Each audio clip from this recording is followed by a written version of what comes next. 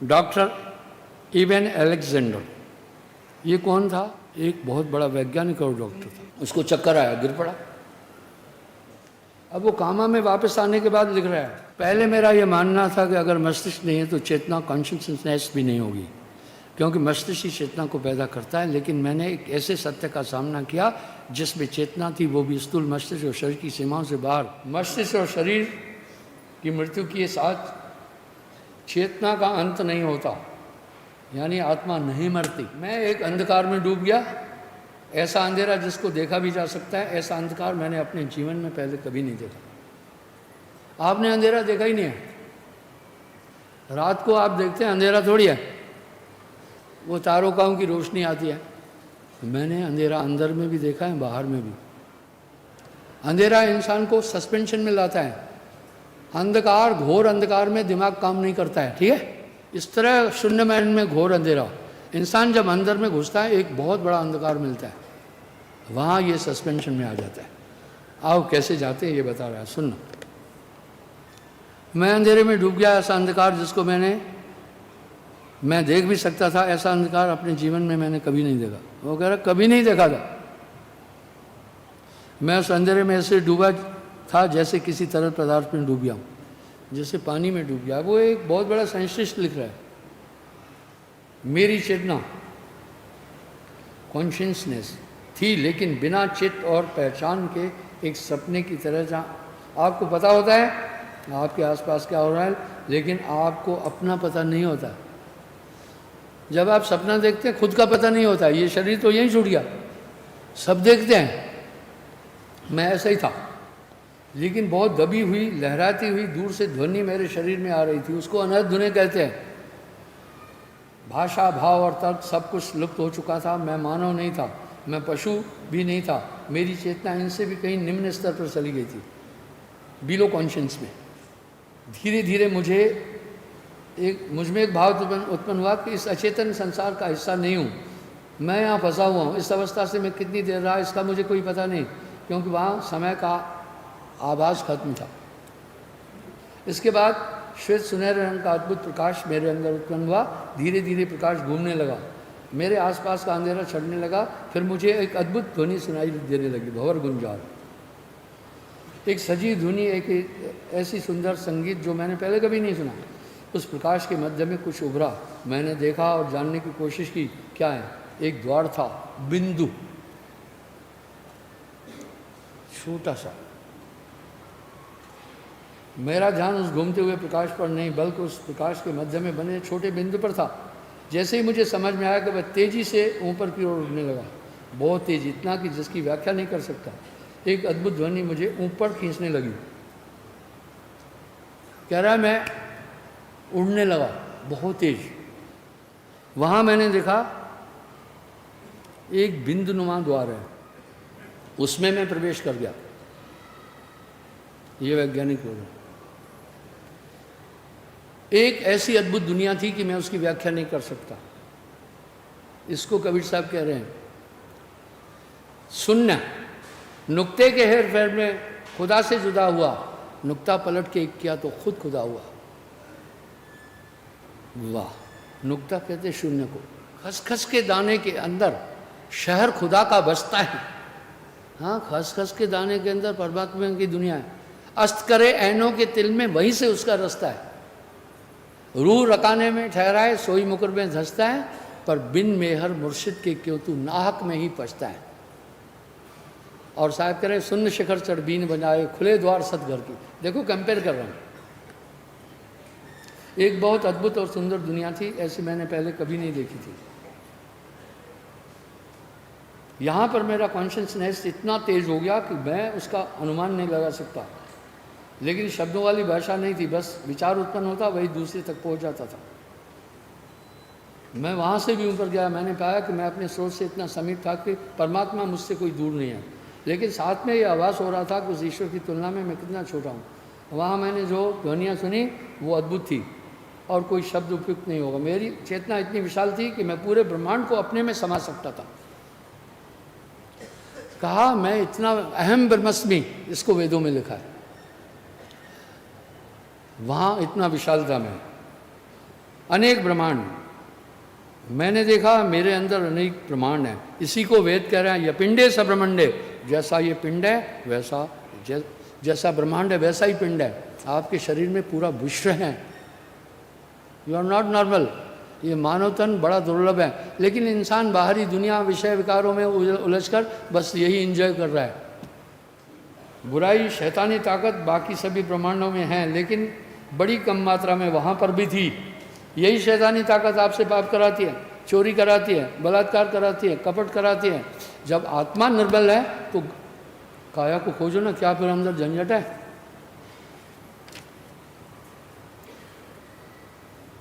जहाँ अच्छाई बुराई दोनों ताकतें मिश्रित हैं, पृथ्वी पर भी अच्छाई और बुराई शैतानी ताकत से अधिक है, लेकिन यहाँ बुराई का प्रभाव हमेशा अधिक है, वहाँ उतना नहीं है। यह बुराई शैतानी ताकत ही हमें ईश्वर की तरफ जाने में धकेलती है वापस। मैंने देखा ऊपर और भी आध्यात्मिक लोग हैं, उन लोगों को जानने का एक ही उपाय है कि वहाँ जाया जाए, खुद अनुभव किया जाए। निम्न स्तर पर पहुँचकर उच्च आध्यात्मिक लोगों को नहीं जाना जा सकता। इस कारण इन लोगों में भी पृथ्वी की तरह ही उच्च आध्यात्मिक लोगों में व्यस्त निम्न स्तर के लोगों में किसी भी समय में किसी भी जगह अथवा घटना को देख सकते हैं, भूत और भविष्य काल दोनों देख सकते हैं। इसलिए हम महापुरुषों के पास जाकर पूछते हैं ना, महाराज ये काम करेंगे कैसा होगा, इसका मतलब हमें ये जानते हैं, भविष्य ये जान रहे हैं। उस लोक में सिर्फ सोचते हैं, कार्य हो जाता है। वाह, आप जिस लोक के बारे में सोचते हैं तुरंत आप उधर पहुंच जाते हैं। देह शरीर से बाहर रहा, मैं अंधेरे से प्रकाश, प्रकाश से मध्य में छोटे से द्वार और द्वार से उस लोक में अनेक बार आया गया। इधर डॉक्टरों ने उसको कामा में रखा हुआ था, लाइफ सपोर्ट पर रखा था। सबने उम्मीद छोड़ दी, बहुत दिन हो गए ये नहीं उठेगा। ये डॉक्टर लिख रहा है, इसने बुक लिखी है। अध्यात्म लोक में कोई विरोधाभास नहीं। कुछ वैज्ञानिक अवश्य ये मानते हैं कि विज्ञान और अध्यात्म एक साथ नहीं चल सकते, लेकिन मैं पूरे विश्वास के साथ कह रहा हूँ, यह कह सकता हूँ कि मैंने जो उस लोक में देखा, अनुभव किया, उससे ज़्यादा वैज्ञानिक कुछ भी नहीं कह सकता, क्योंकि मैं ही विज्ञान कर रहा था। विज्ञान के पास सबसे बड़ा औजार है मानव चेतना। चेतना इससे अधिक वैज्ञानिक भला और क्या होगी। कुछ वैज्ञानिक ये मानते हैं कि चेतना को कोई अस्तित्व नहीं है और यह विज्ञान की सीमा से परे है। चेतना विज्ञान की सीमा से परे है, इससे यह साबित नहीं हो जाता कि चेतना का कोई अस्तित्व नहीं है। ज्ञान इंद्रियां हमारे मस्तिष्क को सूचना देती हैं, इन्हीं सूचनाओं के आधार पर ही हमारा दिमाग काम कर रहा है, बाकी दिमाग के पास कुछ नहीं है। ये ज्ञान इंद्रियां उनको बताती है, ये माँ है, ये भाई है, अच्छा क्या है बुरा क्या है आपने सुना कानों से, उससे आप इस वाणी को पकड़ रहे हैं। दिमाग तो ब्लाइंड है। अभी मेरे पास एक आईजी आया, वो कहने लगा साहब जी मेरा बेटा अमेरिका में है, वैज्ञानिक है। उसने लिखा पापा ये ब्रेन खुद विचार नहीं पैदा करता है, इसमें विचार कहीं से आते हैं। मैं बोला हाँ आईजी साहब, ब्रेन इज ओनली डिस्प्ले। जैसा आप सॉफ्टवेयर से देंगे डिस्प्ले वही तो दिखाएगा ना। ब्रेन को जैसे जैसे ऊपर से तरंगे आती है वैसा काम कर रहा है। वैज्ञानिक नहीं पहुंच सकते वहाँ। ज्ञान इंद्रियां हमारे मस्तिष्क को सूचना दे, यही सूचना दे रही है। कैसे पता किया ये माँ, इसने बताया। मैं बोल रहा हूँ कैसे समझ लो, कान ने बताया। मस्तिष्क के पास ये आंखें हैं ही दिमाग की, ये कान हैं ही दिमाग के, ये उनके हैं। मस्तिष्क स्वयं एक धोखा है। Brain is a fraud. देखो ये वैज्ञानिक कह रहा है, ये इंसान को इसी दुनिया तक सीमित बांध कर रखता है। हाय मेरा बेटा, हाय मेरी बेटी, हाय मेरा घर, हाय मेरा द्वार। ये एक फ्रॉड है, एक ब्लफ है, एक धोखा है। मैं भी कहता ब्रेन इज ए फ्रॉड। तेरा बैरी कोई नहीं, तेरा बैरी मन। मन के 4 रूप है, मन बुद्धि चित्त अहंकार। जब ये कल्पना करता है इसको मन कहते हैं, जब फैसला करता है यही मन बुद्धि होता है, जब याद करता है ये चित्त है, और जब क्रिया करता है अहंकार है। ये दुनिया ही मन से। जब मैंने जाना कि चेतना मस्तिष्क पैदा ही नहीं करता बल्कि मस्तिष्क उस चेतना का काम कर देता है, क्योंकि वह नॉन फिजिकल चेतना इतनी अधिक होती है कि हमारा दिमाग उसको बर्दाश्त नहीं कर सकता। आपको विश्वास से बताता हूँ, कुछ समय बाद वैज्ञानिक इस तथ्य को स्वीकार करेंगे जो कुछ मैं बोल रहा हूँ, अभी से फॉलो कर रहे हैं, लेकिन मस्तिष्क को सत्य का पता नहीं है। देख लिया,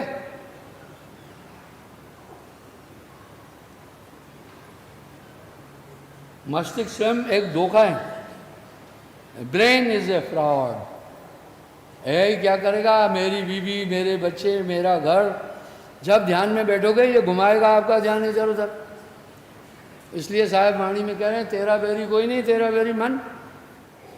मस्तिष्क उतनी चेतना रखता है जितनी यह स्थूल जीने के लिए जरूरत। बस विश्वास से बताता हूँ, हर आदमी को 100 जन्म की बात अंतःकरण में याद है। एक छोटा बच्चा पैदा होते ही कहता है डॉक्टर बनूंगा, इसको किसने बताया? अपनी इच्छाओं से जन्म मिलता है, पर दिमाग उसको मंजूर नहीं कर रहा, इसकी कैपेसिटी कम है। इस डब्बी की कैपेसिटी 100 ग्राम है, ज़्यादा डालोगे बाहर फेंक देगा। हमारे दिमाग की कैपेसिटी इतनी नहीं, वो पिछले जन्म को याद नहीं करना चाहिए, वो इस जन्म की मुसीबत लेके ही टेंशन कर लेता है, उसकी तौबा हो जाती है। इसलिए मस्तिष्क की कैपेसिटी है, वैज्ञानिक कह रहा है। मस्तिष्क उतनी चेतना रखता है जितना स्थूल जीवन के लिए जरूर। स्थूल ब्रह्मांड का अस्तित्व तो आध्यात्मिक ब्रह्मांड के सामने एक धूल के कण के बराबर है। ये पूरा ब्रह्मांड धूल का कण है। मैंने कितनी बार ये बात बोली है?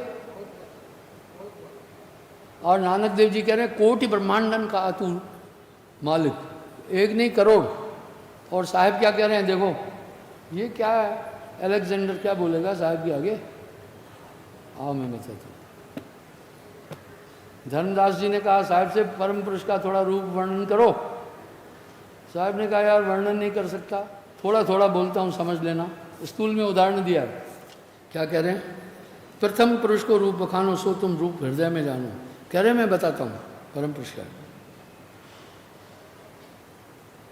पुरुष अंग छवि वर्ण सुनाई, गुप्त भेद में तुम्हें लखाई। कोटि अनंत योजन लो काया, काया नहीं है, अनंत कोटि योजन। कहने लग कहूँ ताश की छाया। कुछ संक्षेप में देहूँ बताई। बोला संक्षेप में बताता हूँ, सुनो। का कहूँ कुछ वर्ण न जाई। कह रहे क्या बोलूँ, बोला नहीं जा रहा है। कोटि कल्प युग जाए सराई। कोट एक कल्प नहीं, करोड़ों कल्प युग खत्म भी हो जाए, मुख अनंत से कहा न जाई। अनंत मुंह भी से बोलूं तो भी नहीं बोला जाएगा। ये कुछ सूक्ष्म रूप लखाऊं, कुछ कुछ शोभा वर्ण सुनाऊं। बोला मैं थोड़ा सा समझाता हूं। अब मस्तिष्क को वर्णों भेखा, मानो अनंत भानु शेष रेखा। उनका मस्तिष्क, उसमें अनंत सूर्य चंद्रमा समा जाएंगे। अनंत, ऐसा मस्तिष्क नहीं है। अब नेत्रन को कहो प्रमाणा। अब आंखों का बताता हूं परम पुरुष की। वर्णत बने न रूप अपारा, जिम को कोटिन दामिन लपटानी। ज्योति अनंत की जिम खानी। वर्णत बने न ताको रंगा, कहलक कहूँ तास प्रसंगा। नासरूप कहो प्रचंडा, मानो अज्र अनंत ब्रह्मंडा।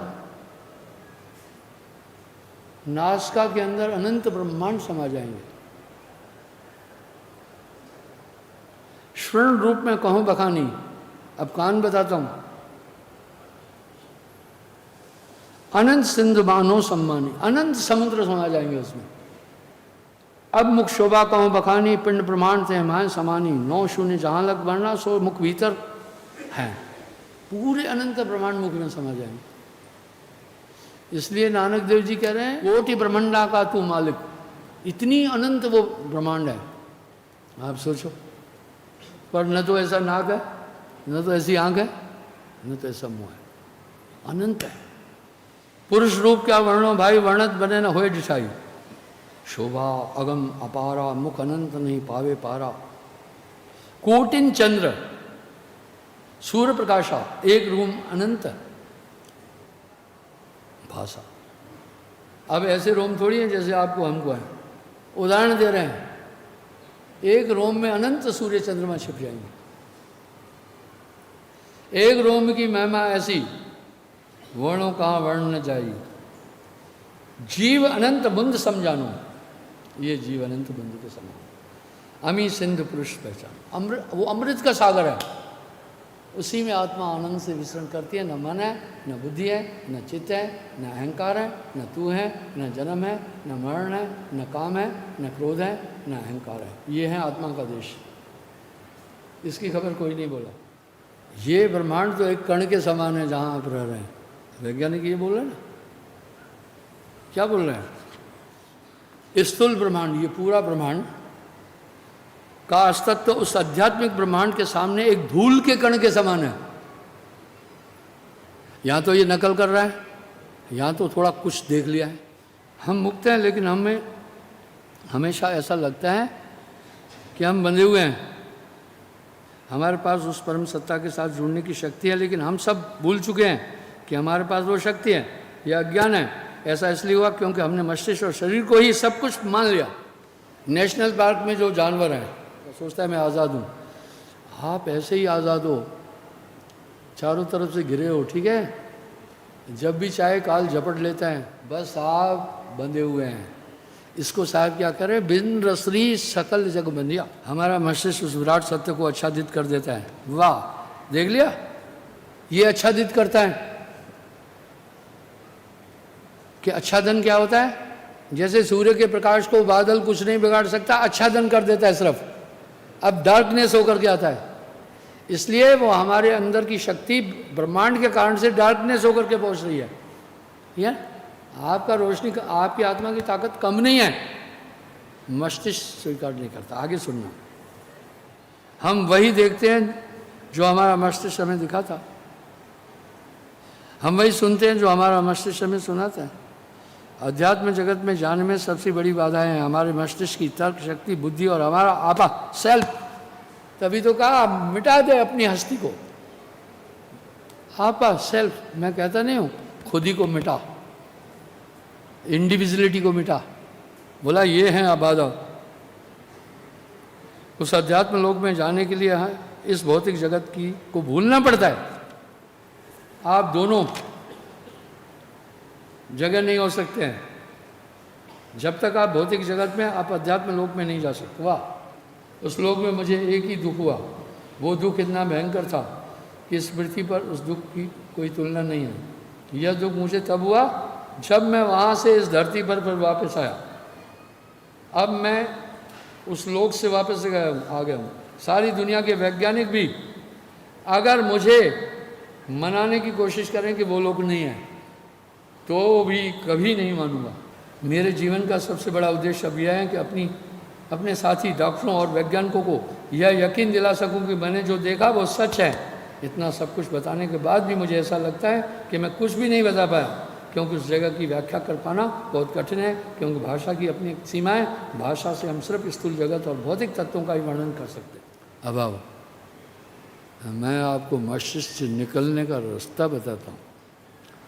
हमारे शरीर की ऊर्जा है श्वास, प्राण। आत्मा ऊर्जा दे रही ना।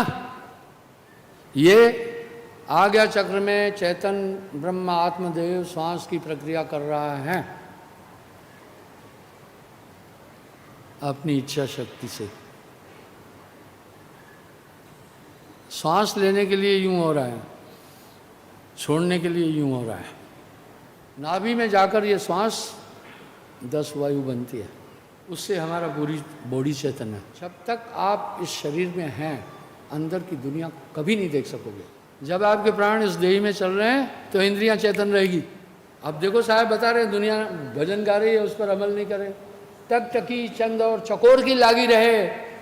बोला कैसे ध्यान करना? जैसे चकोर चांद का ध्यान करता है, चांद ढलता है उस तरफ वो अपना पोजीशन नहीं बदलता, यूं सोचता है चांद गुम नहीं हो जाए। टकटकी चंद और चकोर की लागी रहे, पल ही पल में ले अजू। अगर एक पल भी आपका ध्यान हटा, एक पल, तो पटक से फेंक देगा फिर आपकी श्वास नाभि में। ठीक है, पूरा मामला गड़बड़। उबा देगा, कहकर छोड़ो यार बहुत देर है, कुछ नहीं मिल रहा है। यही तो उसका खेल है। कोई मर्जीवता पावही जीवन के निगम, मृतक होके खोजो संता, सहज जन जानो साहिब की प्रीत। ये सब चीजें मेरी प्रैक्टिकल हैं।